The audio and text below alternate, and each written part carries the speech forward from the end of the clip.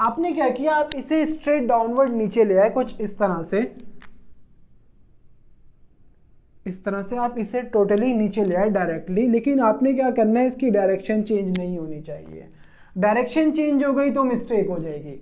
अस्सलामुअलैकुम, today is our second lecture of first year physics chapter 2 और आज हम देखेंगे कोऑर्डिनेट सिस्टम और टाइप्स ऑफ वेक्टर्स। तो इन दोनों को समझने से पहले आपको एक चीज़ समझनी होगी कि लेट्स सपोज आपका एक लाइन है कुछ ऐसे आ रही है और एक लाइन है कुछ इस तरह से जा रही है कि इन दोनों लाइंस के बीच में जो एंगल बन रहा है ये आपका 90 डिग्री एंगल बन रहा है। तो हम बोलेंगे कि ये दोनों जो लाइंस हैं ये म्यूचुअली परपेंडिकुलर हैं, इन्हें हम बोलते हैं परपेंडिकुलर लाइंस। परपेंडिकुलर लाइंस आपके पास हम जब भी दो लाइंस में 90 डिग्री एंगल बनेगा क्या बोलेंगे, परपेंडिकुलर लाइंस है ये हमारे पास। तो आपके पास कोऑर्डिनेट सिस्टम कोई भी एक ऐसा सिस्टम होता है कि जो किसी चीज़ की पोजीशन को स्पेसिफाई करने में काम आता है, उसे हम कोऑर्डिनेट सिस्टम बोलते हैं। जैसे आपने एक सिस्टम पढ़ा है कौन सा, रेक्टेंगुलर कोऑर्डिनेट सिस्टम, ये वाला। इसमें आपके पास क्या होता है कि 3 एक्सिस होती हैं। अब वो एक्सिस कौन कौन सी होती हैं, एक्स एक्सिस, वाई एक्सिस और जेड एक्सिस। जो तीनों एक्सिस एक दूसरे के परपेंडिकुलर होती हैं। परपेंडिकुलर मींस 90 डिग्री के एंगल पे। कैसे, अगर आप इनको देखें ऐसे देख लें। सबसे पहले आप इन दोनों में देखें, ब्लू और रेड में क्या एंगल बन रहा है, 90 डिग्री। अब आप यहाँ आए, रेड और ब्लैक में क्या एंगल बन रहा है, अगेन 90 बन रहा है। और अगर आप ऐसे आए, ब्लू और ब्लैक में क्या एंगल बन रहा है, 90 डिग्री एंगल बन रहा है। तो ये आपके पास किस तरह का सिस्टम आया है, रेक्टेंगुलर कोऑर्डिनेट सिस्टम आया है, जिसमें आपके पास 3 एक्सिस हैं और तीनों के बीच में एंगल क्या बन रहा है, 90 डिग्री बन रहा है। इसे हम बोलते हैं रेक्टेंगुलर कोऑर्डिनेट सिस्टम। अच्छा, इसी में आपके पास अगर आप देखें ये तीनों जो लाइंस हैं, रेड लाइन, ब्लू लाइन और ये ब्लैक लाइन, तीनों एक पॉइंट से जा रही हैं। जो कहाँ पे, इस पॉइंट पे। जिस पॉइंट पे ये तीनों एक्सिस आके मिलती हैं उसे हम बोलते हैं ओरिजिन। कि ये 3 परपेंडिकुलर लाइंस होंगी, 3 परपेंडिकुलर लाइंस का सेट होगा। कौन कौन सी, एक्स, वाई और जेड एक्सिस, तीनों एक पॉइंट पर आके मिलेंगे जिसे हम ओरिजिन बोलते हैं। और इसे हम किस तरह से रिप्रेजेंट करते हैं कि जैसे आपके पास ये एक्स एक्सिस आ गई, ये वाई एक्सिस आ गई, इन दोनों में एंगल क्या बन रहा है, 90। जो थर्ड एक्सिस है, अब अगर मैं उसको ऐसे बनाना चाहूँ, हवा में तो बन नहीं सकती, तो उसे हम कुछ ऐसे नीचे करके बना देते हैं कि यहाँ भी 90 है, यहाँ पे 90 है और यहाँ भी 90 है। इसे आप चाहे ना तो अपने हाथ से भी बना सकते हैं कुछ ऐसे। अगर आप देखें यहाँ पे एंगल क्या बन रहा है, 90 डिग्री, यहाँ आए 90 डिग्री, और अब आप इसमें मिडल फिंगर और थंब में देखें तो क्या एंगल बन रहा है, 90 बन रहा है स्टिल आपके पास। तो ये किसके, एक्स, वाई और जेड एक्सिस से हम इसे रिप्रेजेंट कर सकते हैं। हमने सिर्फ एक सिस्टम देखना है और वो है रेक्टेंगुलर कोऑर्डिनेट सिस्टम। ये करेगा क्या कि जैसे लेट्स सपोज मैं यहाँ पे खड़ा हूँ, मुझे ये जो कैमरा लगा हुआ है यहाँ पे, इस तक का डिस्टेंस फाइंड करना है। हम क्या कर रहे हैं कि ऐसे हमारे पास ये ब्लू वाली जो है लेट्स सपोज एक्स एक्सिस है और ऐसे हमारा सिस्टम है। तो मुझे कैमरे की तरफ जाने के लिए क्या करना है, आगे मूव करना पड़ेगा ना। तो मैं आगे जाते हुए एक्स एक्सिस में, ये अगर एक्स एक्सिस है, एक्स एक्सिस में मूव करके ये डिस्टेंस फाइंड करूंगा। अब मुझे बोर्ड के इस एंड तक फाइंड करना है डिस्टेंस, मैं क्या करूंगा, इस ये ग्रीन वाली एक्सिस में जाऊंगा। अगर मुझे हाइट का डिस्टेंस फाइंड करना है, मुझे रेड एक्सिस पे जाना पड़ेगा। तो आपके पास क्या हो रहा है कि ये जो सिस्टम्स हैं, कोऑर्डिनेट सिस्टम्स, ये 3 कोऑर्डिनेट सिस्टम्स हैं। तीनों क्या करते हैं, हमारे पास सिंपल पॉइंट्स को स्पेसिफाई करते हैं, इससे ज्यादा ये कुछ नहीं करेंगे। जैसे आपने एक्स वाई एक्सिस कहाँ यूज की थी, ग्राफ बनाने में। जैसे यहाँ 1 2 3 है, 2 3 और यहाँ पे ये पॉइंट 2 है। आपको 3 और 2 पॉइंट को रिप्रेजेंट करना है, कहाँ आएगा, यहाँ पे आ रहा होगा वो पॉइंट। तो ये रेक्टेंगुलर कोऑर्डिनेट सिस्टम क्या कर रहा है, पॉइंट्स को स्पेसिफाई करेगा, इससे ज्यादा मजीद कुछ नहीं करेगा। इसके अलावा भी आपके पास 2 सिस्टम्स होते हैं, कौन कौन से, सिलेंड्रिकल कोऑर्डिनेट सिस्टम और पोलर कोऑर्डिनेट सिस्टम। यहाँ हम कौन से एक्सिस यूज कर रहे हैं, एक्स, वाई और जेड एक्सिस। जब हम पोलर की तरफ आते हैं तो हम आर, थीटा और जेड एक्सिस को यूज करते हैं। यहाँ पे एक अलग एक्सिस है जिसे हम आगे जाके देखेंगे। और जब सिलेंड्रिकल में आते हैं तो आपके पास आता है आर, थीटा और एक नई चीज आती है जिसे हम फाई बोलते हैं। फाई में क्या होता है, एक सर्कल बना के उस पर लाइन लगा दी, तो ये आपके पास यहाँ जैसे एक्स वाई जेड एक्सिस है, यहाँ ये वाली 3 एक्सिस होंगी, यहाँ ये 3 एक्सिस होंगी। आपके पास क्या होता है, रेक्टेंगुलर कोऑर्डिनेट सिस्टम, पोलर और सिलेंड्रिकल कोऑर्डिनेट सिस्टम। अच्छा, अब कोऑर्डिनेट सिस्टम की एक्चुअल डेफिनेशन पे आए, एक मैथमेटिकल फ्रेम है। अगर आप देखें एक फ्रेम था ना आपके पास, देखें एक फ्रेम बन रहा है पूरा, एक फ्रेम है जो क्या करे, सिर्फ पोजीशंस को आइडेंटिफाई करेगा या पॉइंट्स को आइडेंटिफाई करेगा, जिसे हम क्या बोलते हैं, कोऑर्डिनेट सिस्टम। अब ये बताने का, ये सब बताने का मकसद ये है कि आपको वेक्टर्स की टाइप सही से समझ आए, जिसमें पहली टाइप आ रही है इक्वल वेक्टर्स। अच्छा, जब भी हम टाइप्स ऑफ वेक्टर्स को समझेंगे तो आपने ग्राफिकल मेथड भी देखना है और एनालिटिकल मेथड भी देखना है। दो वेक्टर्स इक्वल कब हो सकते हैं, जब उनकी मैग्नीट्यूड भी सेम हो और डायरेक्शन भी सेम हो, तब वो वेक्टर्स क्या होंगे, इक्वल वेक्टर्स। जैसे हम सबसे पहले इक्वल की तरफ आए तो आपके पास क्या होगा, लेट्स सपोज एक वेक्टर है और ये आपका लेट्स सपोज 10 न्यूटन की एक फोर्स है, एक और वेक्टर है ये भी 10 न्यूटन की एक फोर्स है, तो दोनों की लेंथ आपके पास सेम होगी। ये वेक्टर्स कौन से हो गए, इक्वल वेक्टर्स। और लेट्स सपोज ये वेक्टर ए था तो ये भी वेक्टर ए ही होगा, दोनों की डायरेक्शन सेम है ना, तो आपके पास कौन से वेक्टर आ गए, इक्वल वेक्टर्स। लेट्स सपोज ये ऐसे होते, एक वेक्टर ऐसे 10 न्यूटन है और एक वेक्टर ऐसे 10 न्यूटन है। अब ये आपके पास इक्वल वेक्टर्स नहीं है। इक्वल वेक्टर्स क्यों नहीं है, मैग्नीट्यूड तो सेम है, डायरेक्शन अपोजिट हो गई। तो अगर ये इक्वल वेक्टर्स नहीं है तो कौन से वेक्टर्स आ गए आपके पास, ये आपके पास आ गया है नेगेटिव वेक्टर। हमेशा आपके पास क्या होगा, मैंने लास्ट लेक्चर में आपको एक्सेलरेशन और डिसेलरेशन बताया था। एक्सेलरेशन के अपोजिट वेक्टर आएगा तो क्या होता था, बस एक नेगेटिव साइन आ जाता था।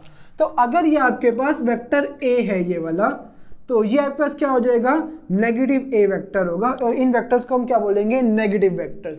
दोनों का मैग्नीट्यूड सेम है, डायरेक्शन अपोजिट है, तो वो दो वेक्टर्स जिनका मैग्नीट्यूड सेम है, मींस लेंथ सेम है वेक्टर्स की। हमने कहा था कि लेंथ जो है इनकी वो वेक्टर का मैग्नीट्यूड बताएगी।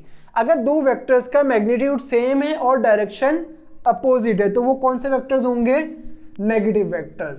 देन थर्ड वन आपके पास आता है नल वेक्टर या जीरो वेक्टर। अब ये वेक्टर कब आएंगे, एक ऐसा वेक्टर जिसका मैग्नीट्यूड जीरो हो जाए वो आपके पास नल वेक्टर है। अब ऐसा कैसे होगा, तो अगर आप थोड़ा सा अपने को रिमाइंड करें, मैंने आपको बताया था दो वेक्टर्स की सब्ट्रैक्शन पॉसिबल नहीं है, और फिर मैंने कहा था कि सब्ट्रैक्शन इम्पॉसिबल है लेकिन हम एक डिफरेंट मेथड से वेक्टर्स की सब्ट्रैक्शन करते हैं। कैसे कर सकते हैं, मैं क्या कर रहा हूं, एक वेक्टर ए है उसके अंदर मैं नेगेटिव वेक्टर को ऐड करवा रहा हूं। ये नेगेटिव वेक्टर कैसे है, ये नेगेटिव वेक्टर ऐसे है, उसका मैग्नीट्यूड 10 न्यूटन है, नेगेटिव साइन डायरेक्शन शो कर रहा है आपको। मैं क्या कर रहा हूं, दोनों वेक्टर्स को ऐड करवा रहा हूं, एक नॉर्मल वेक्टर है और दूसरा इस वेक्टर का नेगेटिव वेक्टर है। तो आपके पास क्या होगा, ए वेक्टर, मैं सब्ट्रैक्शन नहीं कर रहा हूं, इस चीज को आप जरा देखें, मैं एडिशन कर रहा हूं, एक वेक्टर में उसी वेक्टर का नेगेटिव वेक्टर ऐड कर रहा हूं। वेक्टर्स की सब्ट्रैक्शन इम्पॉसिबल है। सब्ट्रैक्शन करने के लिए क्या करेंगे, अगर मुझे लेट्स सपोज ए में से ए को ही माइनस करना है तो मैं वेक्टर ए में इसी वेक्टर का नेगेटिव वेक्टर ऐड करूंगा। इस चीज को समझें, वेक्टर्स की सब्ट्रैक्शन पॉसिबल नहीं है। तो आपके पास क्या हो जाएगा, दोनों वेक्टर्स की डायरेक्शन अपोजिट है, मैग्नीट्यूड सेम है, तो आपके पास रिजल्ट में क्या आ जाएगा, जीरो आ जाएगा। क्यों, इसकी बिल्कुल एग्जाम्पल ऐसे ही है जैसे मैंने आपको लास्ट लेक्चर में कहा था, एक बॉक्स है उसके ऊपर एक तरफ से फोर्स लग रही है 10 न्यूटन और यहाँ से फोर्स लग रही है 10 न्यूटन। दोनों फोर्सेस के जो 10 न्यूटन है ये मैग्नीट्यूड शो कर रहे हैं, डायरेक्शन शो नहीं कर रहे। डायरेक्शन तो ये साइन शो कर रहे हैं ना। अब सपोज करें एक तरफ से फोर्स लग रही है, दूसरी तरफ से अपोजिट डायरेक्शन में सेम फोर्स लग रही है, क्या ये बॉक्स कहीं मूव करेगा, ऑब्वियसली नहीं करेगा। तो आपके पास क्या हो रहा है कि दोनों वेक्टर एक दूसरे से कैंसिल हो रहे हैं, फाइनल वेक्टर जो आ रहा है वो नल वेक्टर या जीरो वेक्टर आ रहा है जिसका मैग्नीट्यूड जीरो है। तो कोई भी ऐसा वेक्टर जिसका मैग्नीट्यूड जीरो हो जाए उसे हम क्या बोलते हैं, नल वेक्टर। देन आपके पास आता है कोलिनियर वेक्टर्स। सबसे पहले आपको कोलिनियर वर्ड समझना पड़ेगा। कोलिनियर आपके पास, जैसे आपको कहा जाता है कोलिनियर पॉइंट्स, कोलिनियर पॉइंट्स वो पॉइंट्स होंगे जो एक लाइन पे एग्जिस्ट कर रहे हैं। जैसे आपके पास ये कंप्लीट लाइन है, एक पॉइंट आपके पास ये आ गया, point A, point B, point C और पॉइंट डी। तो मैं ये कह सकता हूँ कि ये तीनों पॉइंट्स कोलिनियर पॉइंट्स हैं। तो इसी तरह कोलिनियर वेक्टर जो एक ही लाइन पे आपके पास आ जाए, जैसे कि आपके पास अगेन वही एक बॉक्स है, इसके ऊपर एक फोर्स लगती है कुछ ऐसे ऐसे, और सेम इसी लाइन में एक फोर्स ऐसे लग रही है, इसी तरह यहाँ पर एक लाइन थी, एक फोर्स यहाँ से ऐसे लग रही है और यहाँ से भी इसी डायरेक्शन में फोर्स ऐसे लग रही है। तो अगर आप देखें ये जो ऊपर वाली दो फोर्सेस हैं, ये वाली इसको 5 न्यूटन बोल देते हैं, इसे 10 न्यूटन बोल देते हैं। अब मैग्नीट्यूड से हमारा कोई वास्ता नहीं है, अब डायरेक्शन से है कि ये दोनों जो वेक्टर्स हैं 5 न्यूटन और 10 न्यूटन दोनों सेम एक ही लाइन पे लग रहे हैं ना, पूरी एक ही लाइन है आपके पास, तो ये वेक्टर्स क्या हो गए, कोलिनियर वेक्टर्स हो गए। अब अगर आप देखें ये दोनों भी तो भले इधर डायरेक्शन अपोजिट थी, इधर डायरेक्शन सेम है, और इसे हम ले लेते हैं 10 न्यूटन, इसे 11 न्यूटन बोल देते हैं, इनको आप छोड़ देते हैं और ये दो वेक्टर्स हैं अगेन सेम लाइन पे लग रहे हैं। कौन से वेक्टर्स हैं, कोलिनियर वेक्टर्स। तो वो वेक्टर्स जो सेम लाइन पर एक्ट करेंगे वो कौन से होंगे, कोलिनियर वेक्टर्स। देन आपके पास आता है पैरेलल वेक्टर्स। अब ये मैंने कोलिनियर वेक्टर्स बनाए हैं ना, ये वेक्टर्स पैरेलल वेक्टर्स की डेफिनेशन पे भी कंप्लीट वर्क करेंगे। इसी तरह ये मैंने इक्वल वेक्टर्स बनाए थे, ये भी पैरेलल वेक्टर्स हैं। ये वेक्टर्स बनाए थे, ये भी पैरेलल हैं, लेकिन थोड़ा सा केस डिफरेंट हो जाएगा। किस तरह से, पैरेलल वेक्टर्स को समझने से पहले वर्ड समझे पैरेलल क्या होता है।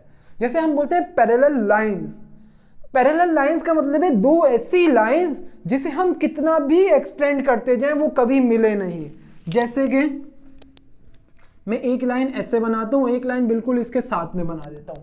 अब अगर मैं क्या करता हूं, इस लाइन को करते करते अगर मैं इसे सीधा सीधा लेके आऊं, यहां तक ले आया, और इसे भी बिल्कुल इसके साथ सीधा सीधा लेके आता हूं, क्या ये लाइंस कभी मिलेंगी, नहीं मिलेंगी। क्यों कि आपके पास क्या हो रहा है कि ये स्ट्रेट लाइंस है, मैं इनको इन्फिनिटी पे ले जाऊं, मैंने ये थोड़ी सी टेढ़ी बना दी है, अगर ये स्ट्रेट होती तो आपके पास ये कभी भी नहीं मिलती। तो इस तरह की लाइंस को क्या बोलते हैं, पैरेलल लाइंस। अगर दो वेक्टर्स अब पैरेलल हो जाए, मींस उन वेक्टर्स की जो लाइन ऑफ एक्शन है वो डिफरेंट हो जाए। मींस किस तरह से, एक बॉक्स से एक फोर्स ऐसे लगती है, एक फोर्स ऐसे लग रही है, मैं अगर इन दोनों फोर्सेस की लाइंस को एक्सटेंड करता जाऊं, क्या इन दोनों फोर्सेस की जो लाइन है जिसे हम लाइन ऑफ एक्शन बोलते हैं, क्या ये कभी मिलेंगी, कभी भी नहीं मिलेंगी। तो ये कौन से वेक्टर्स हो गए, पैरेलल वेक्टर्स। इसी तरह एंटी पैरेलल वेक्टर्स, यानी पैरेलल के एंटी, इसके अंदर क्या होगा, एंटी पैरेलल में दो वेक्टर्स, उनकी अब डायरेक्शन भी अपोजिट होगी। अगेन दोनों पैरेलल तो हैं, इसकी लाइन ऑफ एक्शन को इंक्रीज करूं और इसके, दोनों कभी नहीं मिलेंगे। तो आपके पास क्या हो रहा है, वो पैरेलल वेक्टर जिसमें वेक्टर्स की डायरेक्शन डिफरेंट हो जाए उससे हम एंटी पैरेलल वेक्टर्स बोलेंगे। तो ये आपके पास स्टार्टिंग की कुछ 6 टाइप्स थी, टाइप्स ऑफ वेक्टर्स की। अब आपके पास 3 टाइप्स और बचती हैं, आप इसे नोट करें, देन हम मजीद आगे करते हैं। Now we have 4 most important types of vectors, और जिसमें पहला आपके पास आता है फ्री वेक्टर। फ्री वेक्टर नाम से ही पता लग रहा है कि एक ऐसा वेक्टर जो टोटली फ्री है, जिसे हम एक जगह पर फ्रीज नहीं कर सकते। मींस हम इस वेक्टर्स को अपनी मर्जी से मूव करवा सकते हैं, लेकिन उसकी डायरेक्शन को चेंज नहीं करना है। जैसे कि लेट्स सपोज आपके पास वेक्टर था पहले कुछ ऐसे, आपने क्या किया, आप इसे स्ट्रेट डाउनवर्ड नीचे ले आए, कुछ इस तरह से आप इसे टोटली नीचे ले आए डायरेक्टली, लेकिन आपने क्या करना है, इसकी डायरेक्शन चेंज नहीं होनी चाहिए। डायरेक्शन चेंज हो गई तो मिस्टेक हो जाएगी। अब हम इसे हॉरिजॉन्टली मूव करवा लेते हैं, अगर थोड़ा सा कुछ ऐसे इस लाइन में हम इसे सीधा सीधा आगे ले आए तो कैसे हो जाएगा। अब आपके पास ये कुछ ऐसे हो गया, हम इसकी पोजीशन जरूर चेंज कर रहे हैं, इसकी डायरेक्शन चेंज नहीं कर रहे। अब हमने क्या किया, इसको ऐसे नीचे ले आए, तो आपके पास क्या हो रहा है कि इसकी सिर्फ पोजीशन चेंज हो रही है, डायरेक्शन तो चेंज नहीं हो रही ना। तो ऐसा वेक्टर जो कहीं पे भी मूव कर जाए, सिर्फ ऐसा है कि इसकी डायरेक्शन चेंज नहीं होनी चाहिए, वो वेक्टर कौन सा होगा, फ्री वेक्टर। और यहाँ पे यही लिखा हुआ है कि ये किसी पॉइंट से अटैच नहीं होता, कहीं पे भी मूव कर सकता है ये, और बगैर डायरेक्शन चेंज किए मूव होगा। अच्छा, अब ये जो फ्री वेक्टर है, इस बात को आपने बहुत इंपॉर्टेंट है माइंड में रखना है कि अब आपका पोजीशन वेक्टर आ रहा है। पोजीशन वेक्टर के अलावा ये जितने भी वेक्टर्स हैं और जितने भी हमने पहले वेक्टर्स पढ़े वो सारे के सारे फ्री वेक्टर्स हैं। हर वेक्टर की पोजीशन को हम चेंज कर सकते हैं सिवाय पोजीशन वेक्टर के। सारे वेक्टर मूव होंगे किसके बगैर, पोजीशन वेक्टर के अलावा सब। और ये आपका मोस्ट वेरी इंपॉर्टेंट एमसीक्यू है कि आप किस वेक्टर्स को मूव नहीं करवा सकते, या पोजीशन वेक्टर फ्री वेक्टर है या नहीं है, सब याद रखना है आपने। अच्छा, अब पोजीशन वेक्टर को मूव क्यों नहीं करवा सकते, इशू ये आता है आपके पास। तो क्यों नहीं मूव करवा सकते, जैसे लेट सपोज आजकल वर्ल्ड कप चल रहा है, तो हम ग्राउंड ले लेते हैं एक, ये रहा हमारा ग्राउंड और यहाँ पे हमारी पिच है, यहाँ से बैट्समैन खेल रहा है। उसे कहा जाता है कि उन्हें 6 मारना है और इस डायरेक्शन पे मारना है। लेट सपोज एक मशीन आके, आजकल एआई का भी दौर है, एक मशीन आके खेल रही है और उसे 6 मारना है इस डायरेक्शन में, यहाँ से वो खेल रही है और यहाँ पे जो बाउंड्री है वो 65 मीटर है। आपको अगर आप क्रिकेट देखते हैं आपको ये बात पता होगी कि जो पीछे की बाउंड्री है वो छोटी होती है एज कम्पेयर टू फ्रंट की। वहीं आपका यहाँ से भी एक 6 लग सकता था और यहाँ आपके पास 73 मीटर की बाउंड्री है। और कोई बंदा उस एआई के रोबोट को बोलता है कि भाई आपने शॉट मारना है कि बॉल जो है वो 65 मीटर दूर जाए। अब उसने क्या किया, बजाय इसके कि वो यहाँ शॉट मारता है यहाँ मार दिया, तो क्या हुआ आपके पास कि जो आप शॉट था वो तो यहाँ मारना था, क्या यहाँ पे 6 हो जाएगा? ऑब्वियसली नहीं होगा। क्यों? एक तो आपने डायरेक्शन चेंज कर दी, दूसरा हम पोजीशन को भी चेंज नहीं कर सकते। पोजीशन किस तरह से चेंज नहीं कर सकते, जैसे लेट्स सपोज मेरा जो है बोर्ड के जहाँ तक आपको बोर्ड नज़र आ रहा है, जो पोजीशन लिखा हुआ है यहाँ तक का जो डिस्टेंस है वो 5 मीटर है। तो क्या ऐसा होगा कि बोर्ड की हाइट तक भी मेरा डिस्टेंस 5 मीटर ही होगा? नहीं होगा। क्यों नहीं होगा? क्योंकि हम उसकी पोजीशन को खुद से चेंज नहीं कर सकते। जैसे अगेन मैं आपको ये एग्जांपल ज़्यादा आसान है कि आपने क्या किया कि या यूँ ले लें कि यहाँ से आपका बाउंड्री तक का डिस्टेंस 65 मीटर था और यहाँ पे 73 मीटर था। अब आपने क्या किया, रन लेके हम इस पॉइंट पे आ गए, तो क्या अब भी हमारा डिस्टेंस यहाँ पे 73 मीटर होगा? नहीं होगा। क्यों? हमारी पोजीशन चेंज हुई तो वेक्टर को नया बनना पड़ेगा, हम वेक्टर को मूव करवा के सेम डिस्टेंस नहीं बता सकते। तो पोजीशन वेक्टर एक ऐसा वेक्टर है जिसकी हम पोजीशन को चेंज नहीं कर सकते। जैसे यूं समझ लें मैं यहाँ खड़ा हूँ, कैमरे तक मेरा डिस्टेंस है 10 मीटर। अब मैं क्या करता हूँ कि मैं यहाँ पे आ गया, तो क्या मेरा डिस्टेंस अब भी कैमरे से 10 मीटर है? ऑब्वियसली नहीं है। क्यों? मैं पोजीशन वेक्टर को चेंज कर ही नहीं सकता ना। यहाँ पे एक वेक्टर अलग था मेरा, जब इधर मूव करूंगा तो नया वेक्टर आएगा, वापसी में इसी वेक्टर पे आया, अब वो वेक्टर जो है वो वैलिड हो गया है दोबारा। तो क्या होगा कि पोजीशन वेक्टर्स पोजीशन को स्पेसिफाई करेगा और इसे हम अपनी मर्जी से मूव नहीं करवा सकते। जैसे फ्री वेक्टर को लाए, मैंने क्या कहा कि पोजीशन वेक्टर एक फ्री वेक्टर नहीं है। ये सारे वेक्टर्स मिटा दें यहाँ से हम खेल रहे थे और ये डिस्टेंस 65 मीटर था। हमने क्या किया, इस वेक्टर को मूव करके यहाँ पे ले आए, तो बाउंड्री तक तो डिस्टेंस ही नहीं आ रहा हमारा। क्यों? हमने पोजीशन वेक्टर की पोजीशन चेंज कर दी और ऐसा पॉसिबल नहीं है।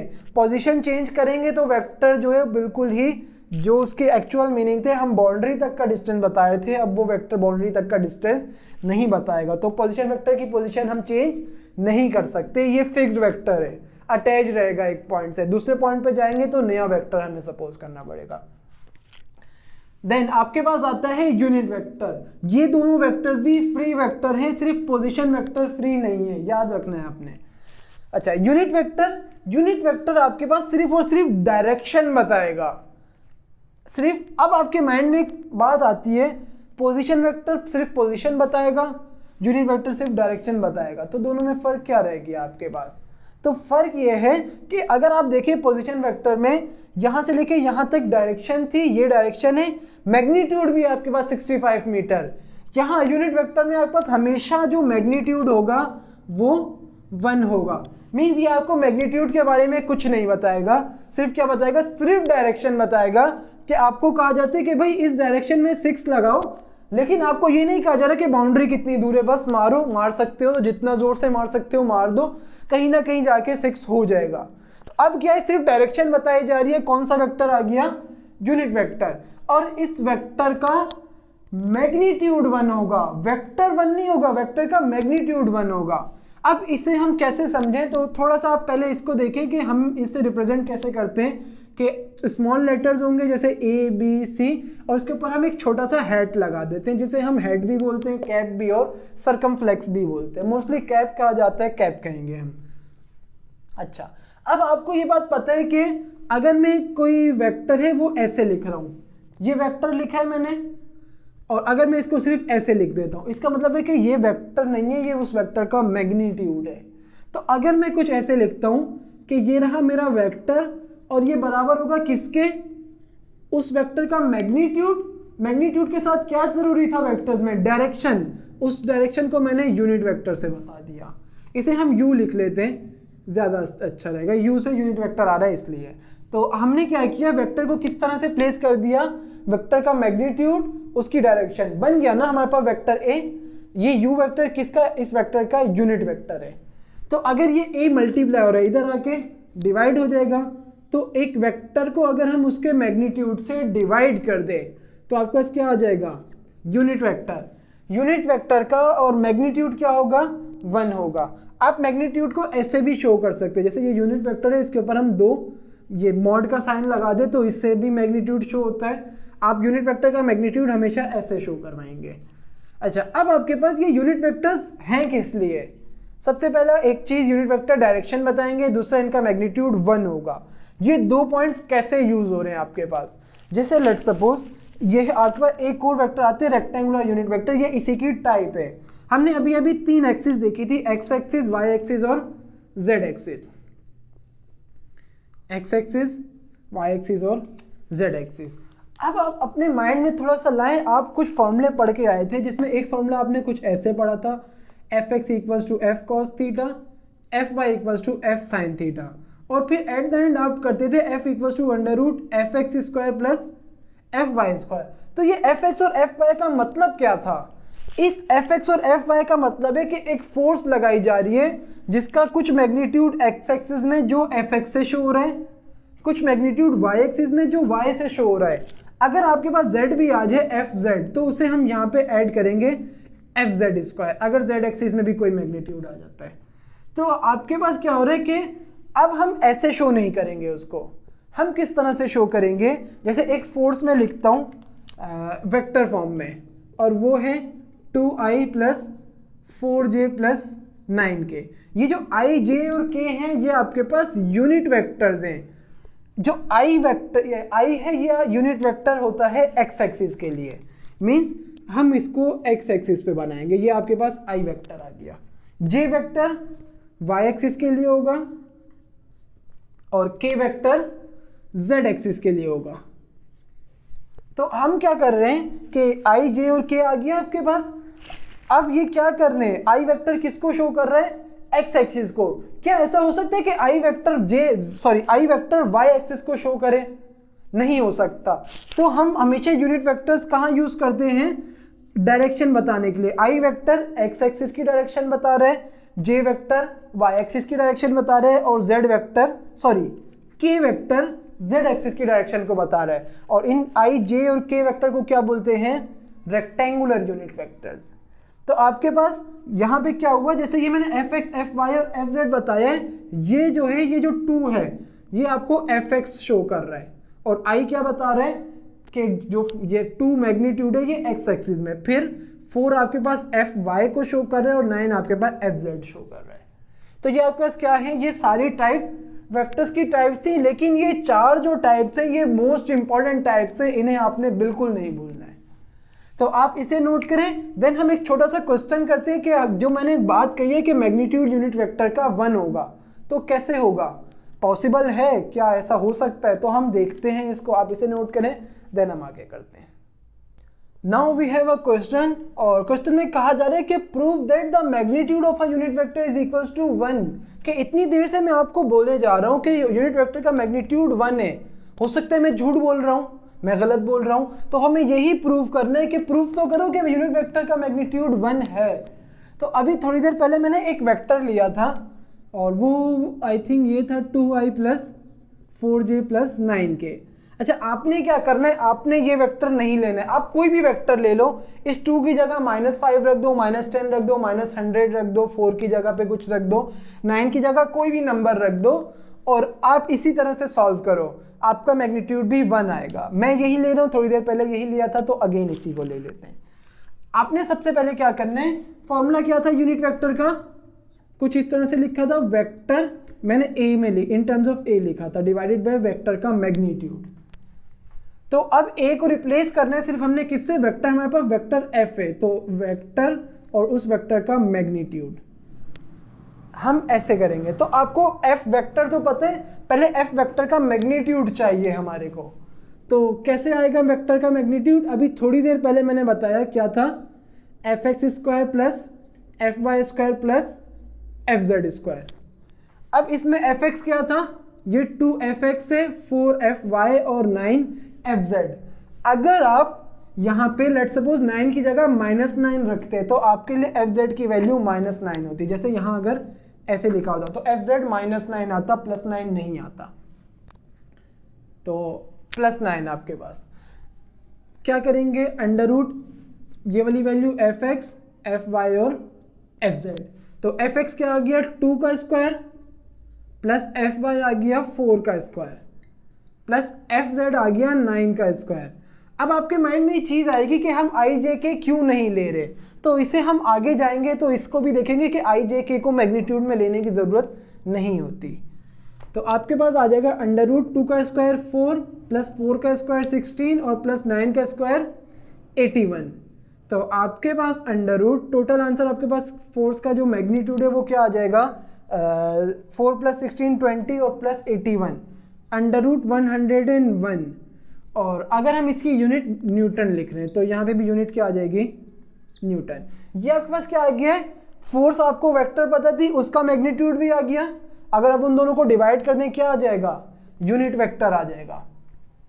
तो करते हैं, यूनिट वेक्टर का फॉर्मूला फोर्स डिवाइडेड बाय उस फोर्स का मैग्नीट्यूड। तो फोर्स आपके पास है 2i plus 4j plus 9k और डिवाइड बाय फोर्स का मैग्नीट्यूड अंडर रूट 101 आ गया।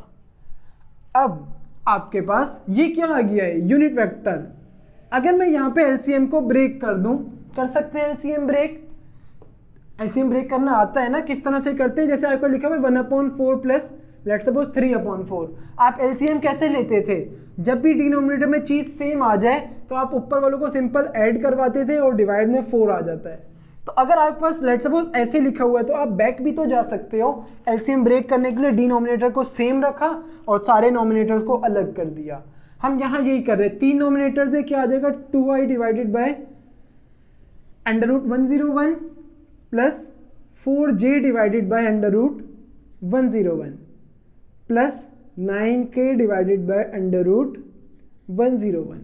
तो ये आपके पास यूनिट वेक्टर आ गया है। बात ये आती है, मैं तो इतनी देर से बोल रहा हूँ मैग्नीट्यूड 1 आएगा 1 आएगा, 1 तो आया ही नहीं। तो मैंने आपको क्या कहा है कि मैग्नीट्यूड 1 आएगा, यूनिट वेक्टर 1 नहीं आएगा। मींस हमने अभी फोर्स का जैसे मैग्नीट्यूड निकाला था, अब यूनिट वेक्टर का मैग्नीट्यूड निकाला है, क्योंकि मैंने आपको क्या बताया कि मैग्नीट्यूड यूनिट वेक्टर का 1 होगा। तो मैग्नीट्यूड कैसे आएगा, बिल्कुल सेम जैसे हमने ये लिखा था ऐसे ही आएगा। यूनिट वेक्टर का magnitude under root unit vector के x कंपोनेंट का स्क्वायर प्लस यूनिट वेक्टर के y कंपोनेंट का स्क्वायर प्लस यूनिट वेक्टर के z कंपोनेंट का स्क्वायर। तो आपके पास क्या आ जाएगा, अंडर रूट x कंपोनेंट क्या है इसका, i जो है वो x कंपोनेंट शो कर रहे हैं ना, 2 डिवाइडेड बाय अंडर रूट 101 का square plus y component 4 divided by under root 101 का square plus z component 9 divided by under root 101 का स्क्वायर। अब इसे हमने सॉल्व करना है, तो कैसे सॉल्व होगा आपके पास, एक स्टेप यही कर लेते हैं या यहाँ कर लेते हैं। सबसे पहले एक रूट तो हमारे पास बाहर है, यहाँ पे स्क्वायर ओपन होगा, 2 का स्क्वायर क्या आ जाएगा 4 और डिवाइडेड बाय अंडर रूट 101 के ऊपर भी स्क्वायर आएगा और स्क्वायर से रूट कैंसिल हो जाएगा, तो डिवाइड में आ जाएगा 101 प्लस का साइन 4 का square 8 divided by under root 101। Under root 101 again square इसके ऊपर आएगा, रूट कैंसिल होगा तो यहाँ क्या आ गया 101।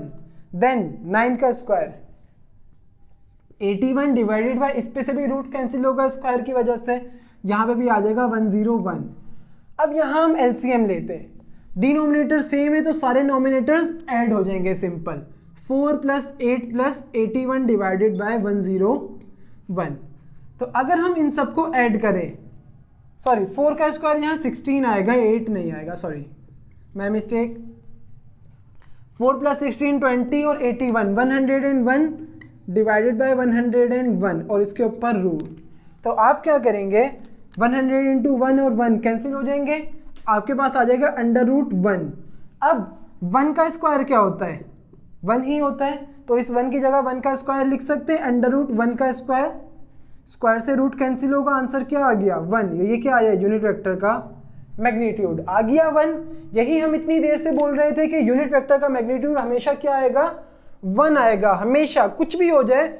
आप यहाँ पे वेक्टर को चेंज भी करके देखें, और अगर आपके पास लेट सपोज आपने वेक्टर को चेंज किया, आपका मैग्नीट्यूड 1 नहीं आ रहा, इसका मतलब आपने मिस्टेक कर दी है। अगर आपको मिस्टेक तब भी समझ नहीं आ रही तो नीचे मेरा नंबर लिखा हुआ आ रहा होगा, आप उस पर मैसेज करके भी पूछ सकते हैं। आपको बिल्कुल कुछ ना कुछ टाइम में थोड़ा टाइम लग सकता है, लेकिन रिप्लाई ज़रूर दिया जाएगा। तो ये आपके पास ये भी प्रूव हो गया यूनिट वेक्टर 1 के बराबर होता है। आपने इसे याद कैसे रखना है कि आपने एक जुमला पढ़ा यूनिटी इज द स्ट्रेंथ, वहाँ यूनिटी का मतलब क्या था इत्तेहाद मीन्स 1। जैसे आपके पास कोई नंबर लिखा हुआ है 2050442, आप इसे कैसे पढ़ते थे यूनिट 10 100, यूनिट माने क्या होता है 1, जो फर्स्ट लेटर है वो, तो यूनिट माने हमेशा 1 होता है आपके पास। तो यहाँ हम अपना लेक्चर एंड करते हैं। उम्मीद करूँगा आपको लेक्चर समझ आया होगा। अल्लाह हाफिज़।